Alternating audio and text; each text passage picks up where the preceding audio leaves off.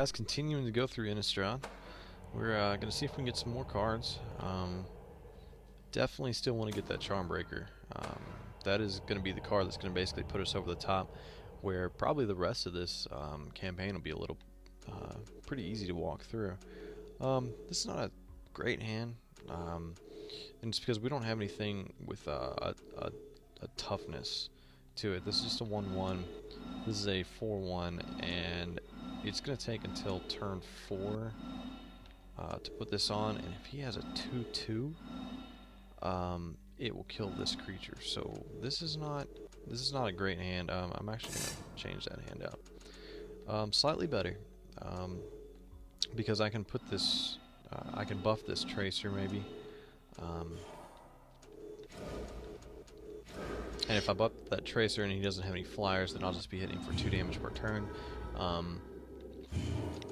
And then maybe I can Giant Growth it, and we might be able to do a lot of damage to his life total. Both those hands are really not great hands. You know, we would always prefer to have like the Advocate of the Beast,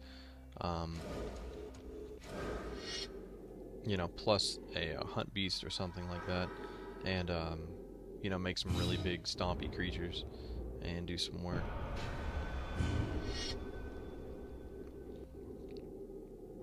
Now spiders tend to block as though they have flying. They have reach, which blocks as though they have flying, even though they don't. Of course, flying creatures can only block, or I'm sorry, non-flying creatures cannot block flying creatures. You know, we can look at this here, and it has reach. So if you click the More Info button, the left bumper is More Info if you're playing on Xbox. Creatures with reach can block creatures with flying. But he says that oh, he can't be blocked except by creatures with flying or reach, so that is actually a problem for us. I'm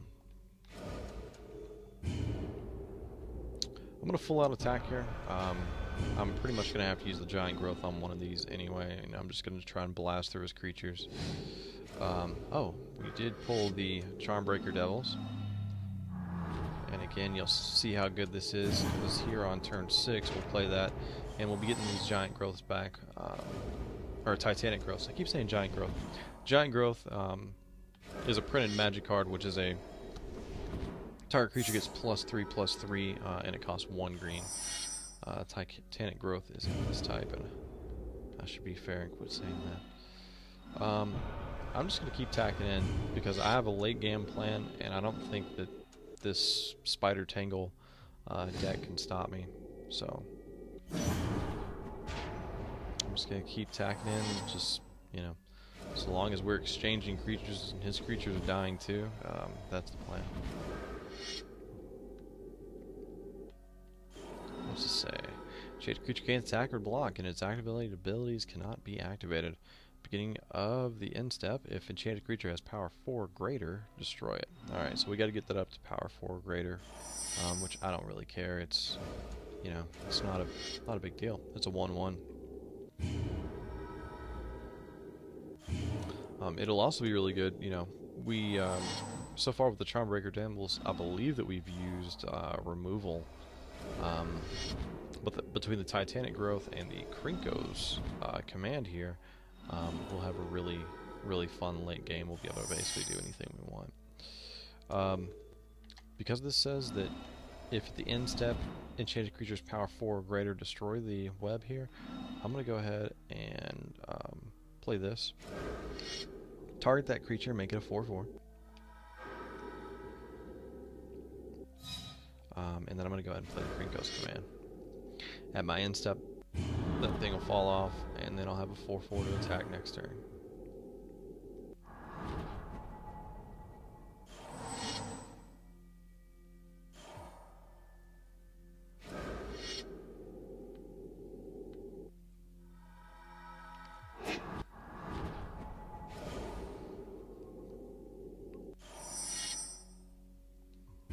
Alright, still attacking with everything. Since he's green, he shouldn't have a board wiper of any type that we should be worried about. Generally speaking, only white, red, and black have board wipers. Blue sometimes has bounce board wipers, but they're not very effective. You just usually get to replay your creatures.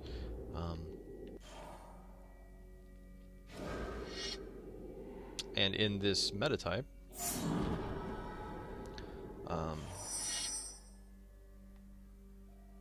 let's see here. I guess I'll attack with these two. There's no... Yeah, I'll attack with everything. He'll probably end up blocking the larger creatures, a couple of the 1/1s maybe.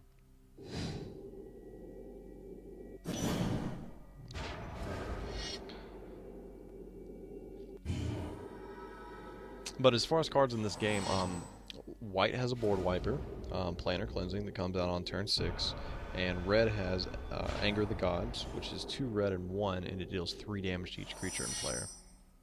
Or I'm sorry, each creature.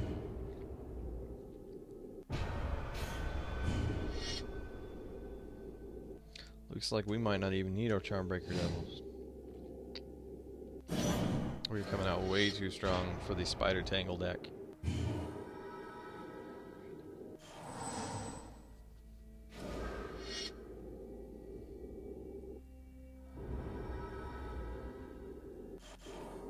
I don't know why he keeps putting these stop attacking things on small creatures. Well, we had a really great late game between the Charmbreaker and the Pelican, but I guess we didn't need it. That's fine. Let's see what we got in our goody booster here. Alright, Cobble Wings is okay.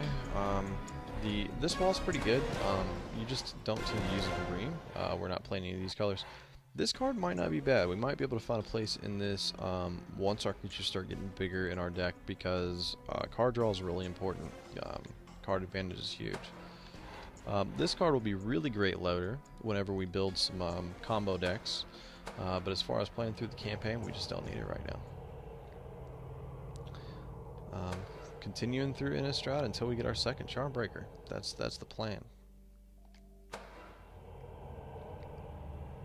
And you can you can go into Theros, but you'll find there are a lot of cards in some of the higher planes or whatever that are just really difficult to play against.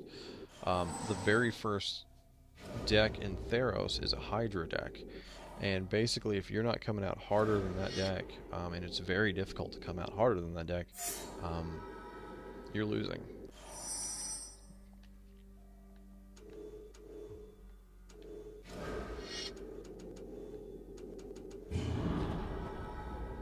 Kind of didn't matter what we did there. Maybe playing the Wandering Wolf was a little bit better of a game plan. Actually, what we'll do here is play the Wandering Wolf, and since creatures with power less than Wandering Wolf can't block it, we'll put on the Lightning Talons, and that's actually what we should have done. I just kind of overlooked it.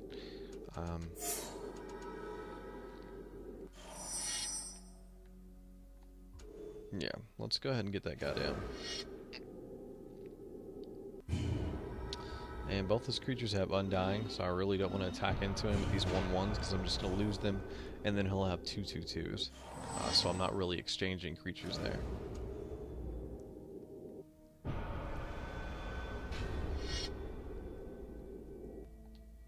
I'll just take the 2, it's not a big deal.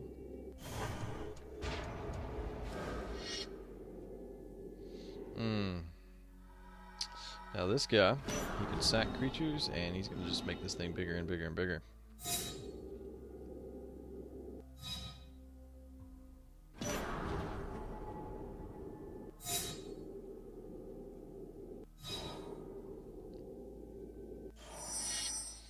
So I think what my game plan here is to do is I'm going to get this thing out and start attacking in for 5, basically unblockable per turn, unless he starts sacrificing more creatures, and then he'd be able to block it. But yeah, that's what I'm gonna do. I'm going to drop this on that creature, and then after that, I'll probably use the Elder of Laurels and this to make my creatures bigger, and then maybe use the Hunt of the Weak to get his life total down. And then I'll be probably just dropping these little guys as blockers and things along the way. So he shouldn't be able to take this, shouldn't be able to block this unless he wants to sacrifice both of his other creatures to make this a 5/5. In which case he could, but the Lightning Talons here still gives my creature first strike, so that's really not a good game plan. Now he'll probably end up attacking, or sacking the wolf, and then maybe sacking another one to get bigger than this guy.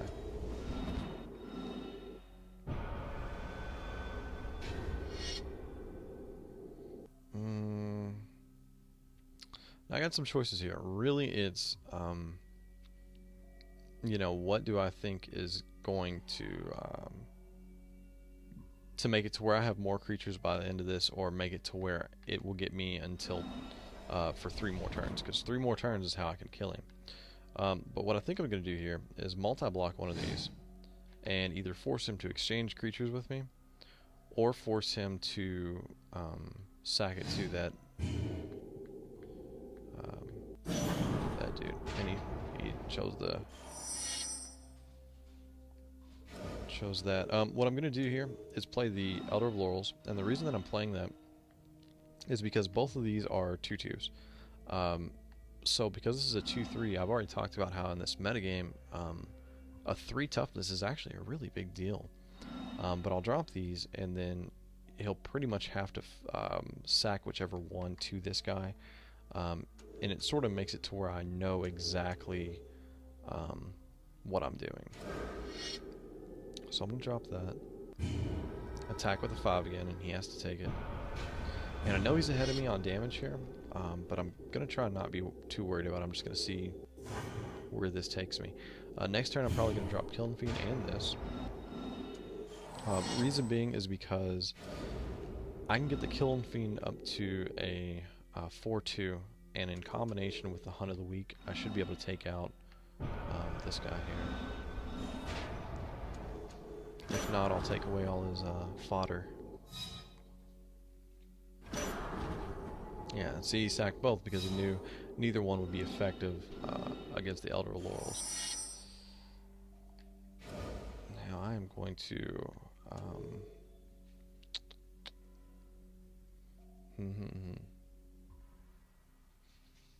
What I'm going to do, I'm going to attack in with this, and then if he chooses to block it, I'm going to pump with the Elder of Laurels.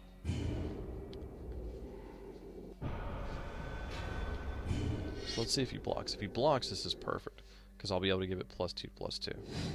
Okay, great. So now, I'm going to give that creature +2/+2, and since my creature has first strike, it'll blow his out of the water.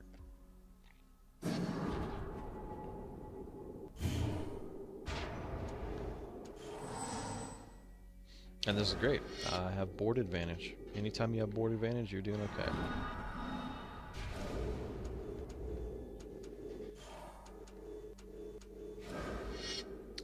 Card advantage comes in 2 ways. Card advantage number 1 comes in the way of, you know, having, you know, just drawing cards. And number 2, card advantage comes in the way of, you know, destroying your opponent's creatures in ways and controlling the board. Like right there, technically he got card advantage because he was able to block, and then he was able to still have a creature in play. I'm going to go play the Hunt of the Week, and the reason that I'm doing that is just it keeps his board clear, and he's really playing, he's behind me as far as the pace of this game.